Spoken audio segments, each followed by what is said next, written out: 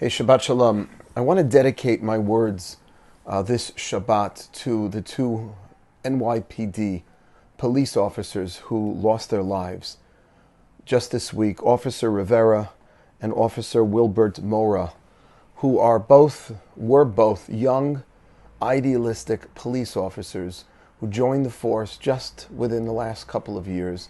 One was 21, the other one was 27, and they were senselessly killed here in New York City. And this is happening again and again. And I wanted to raise this because this week's Parsha is called Mishpatim, which are laws. Judaism is a legal system. It's something that we're very proud that we've brought rule and order and law to the world. Rashi tells us, great biblical commentator, commenting on why the opening letter of this week's Parsha, Ve'ela, and these are the laws. Why do you have the word ve, which means and always connects to something that came before. And what came before this week's Parsha? Parshat HaMizbeach. The rules and the laws having to do with the altar in the temple.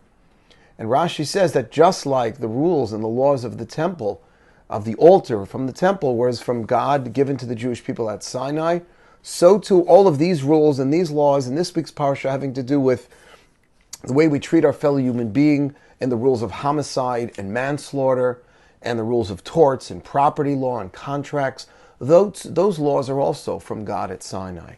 And it's interesting, why does Rashi believe that we need that extra letter Vav to tell us that just like the rules and the laws of the Mizbeach, of the altar in the temple were from God, given to the Jewish people at Sinai from God, so too all the laws having to do with murder and manslaughter and torts and property law that are found in this week's Parsha also come from God. Why wouldn't we think that those laws also come from God? And there is this tendency that some of us have, that we have in our society, to look at religion as a system that rules over our religious lives. What happens in the temple, the altar, sacrifices, prayers, the Sabbath.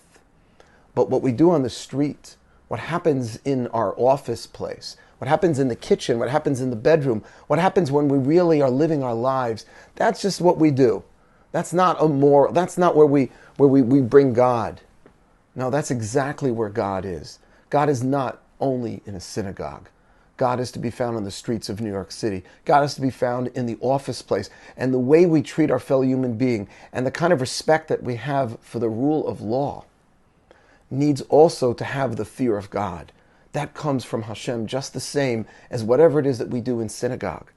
And perhaps if we, the Jewish people who brought all these rules and laws of this week's Parsha about murder and manslaughter, and we remind ourselves and we remind the world that this is just as important as what happens in any house of worship.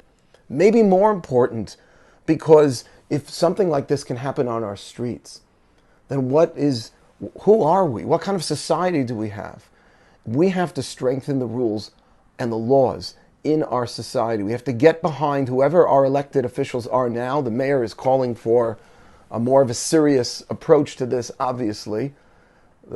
Unfortunately, this movement to defund the police and to delegitimize the police, who need to be supported. Okay, there are some bad apples and there are some racists like there are in every part of, unfortunately, this world. But that doesn't mean that the whole police force is corrupt and it should be defunded. We have to get behind it, and we have to remind ourselves and remind the world what Mishpatim, what this week's Parsha is teaching us. Ve'ela HaMishpatim, and these are the laws. Not just the laws of the sacrifices in the temple. It's not just what you do on Shabbat and what you do in synagogue that matters. It's the way we treat our fellow human being. It's whether we stand up to crime and to corruption and to the delegitimization, of those who are protecting us. The NYPD need to be supported. Let's get behind them and let's celebrate Mishpatim, the rule of law. Shabbat Shalom.